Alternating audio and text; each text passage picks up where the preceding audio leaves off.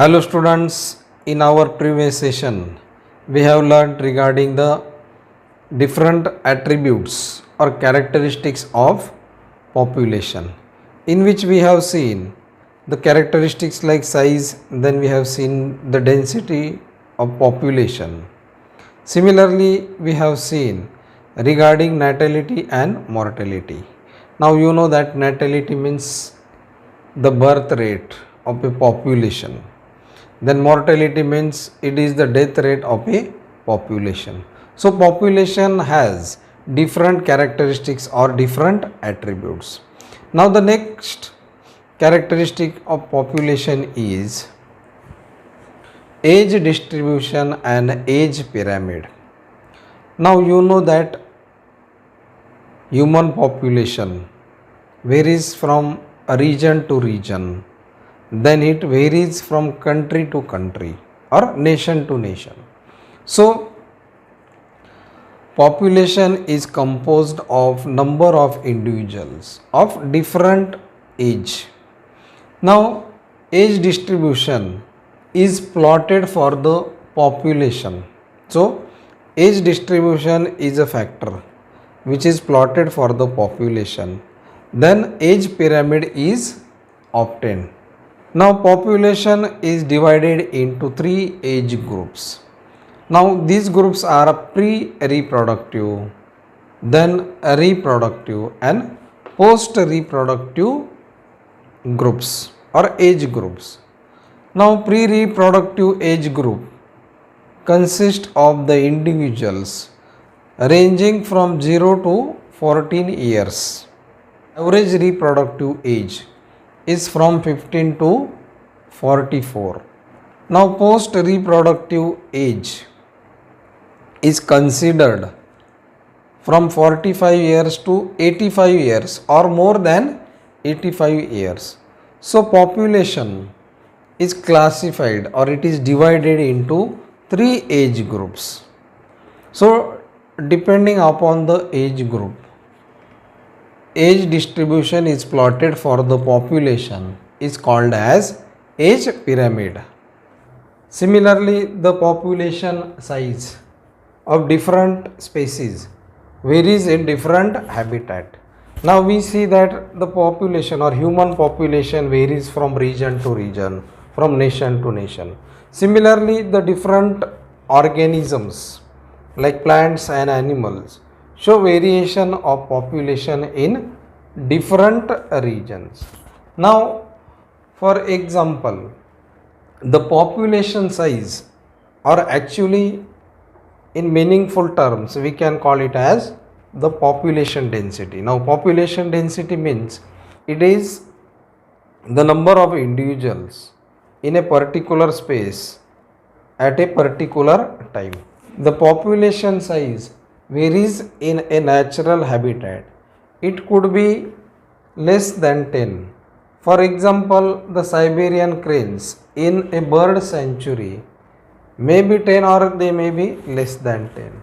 While some species are found in millions, like the Chlamydomonas, which are found in pond. So population varies from species to species in a particular habitat. Now for example, in a area where termites or ants are found in millions, but it shows or the area will show few animals which feed on them. Now the animals which feed on the termites are called as predators, and these animals or the predators which feed on them will show low density or they will be less in number, and misleading that the population of the predators is low. As the predators visit to this area, then they travel to another area, so sometimes they may be less in number. So physical counting of such organisms is a very difficult process. So in such cases, for example, biomass is considered and it is the most meaningful measure to measure the population size. Sometimes for certain types of animals, for example, in India, we see tigers in certain region. So the tiger population or tiger census in the national park and tiger reserves is often based on the pug marks or the fecal pellets. So to calculate the population of certain kinds of animals in the forest, for we have seen that, for example, tiger, the pug marks or the fecal pellets of such animals are considered. So population density or the size of species varies from region to region. Now for example, in this diagram we can see in the first pyramid we see a rapid population growth. An example of it is Kenya and Nigeria, as well as we can see the male and female ratio.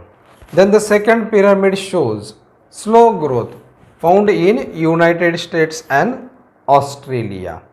Then the third pyramid shows zero growth, which is observed in countries like Denmark and Italy. Then the last pyramid or the fourth pyramid shows negative growth of population in countries like Germany and Hungary. So age pyramids are the indicators of the population growth in a particular country or a region. Now we will see the next topic, that is population growth. Now the size of population for any species is a dynamic parameter, and the size of the population keeps on changing with the time, and it depends on various factors including food, then predation, pressure, and adverse climatic conditions. So these changes in the population density that give some idea whether the population is increasing or it is declining. So population growth depends upon different factors in that particular region. So population growth depends upon the different factors in a particular region. Now the density of population in a habitat in given period changes or fluctuates due to the changes in four basic processes. That is, the basic processes are new births, and it is denoted by capital B. Then deaths also affect the density of population, and deaths are denoted by D.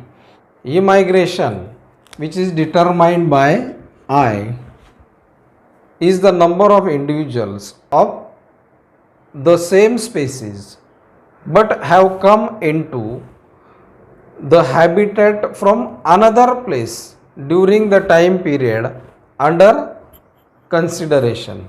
Then immigration is determined by E.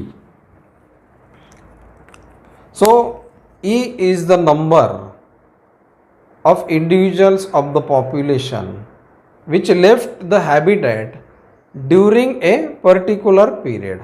So if n is the population density and at time t, so n is the population density at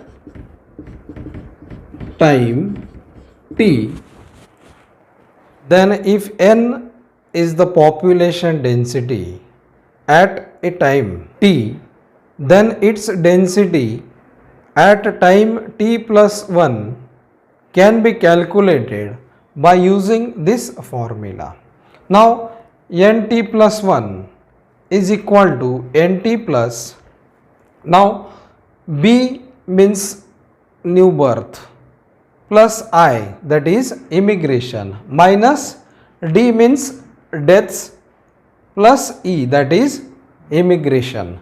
So population density at a particular time can be calculated by using this formula. Then population density depends upon different factors like availability of food, then other resources as well as environmental conditions. Then we will see the next topic, that is growth models. Now growth models indicate the growth of population. Now when a particular habitat has unlimited resources like food and space, then such habitat shows high growth rate. And when a particular habitat shows limited resources, then the growth slows down or the growth rate slows down. So the growth of a population or the population density depends on the sources like food and space available in a particular habitat. Now the growth models are of two types. The first one is called as exponential growth and the second one is logistic growth. Now first we will see regarding exponential growth. Now when the resources like food and space are unlimited, then the population growth rate is high and it is called as exponential growth.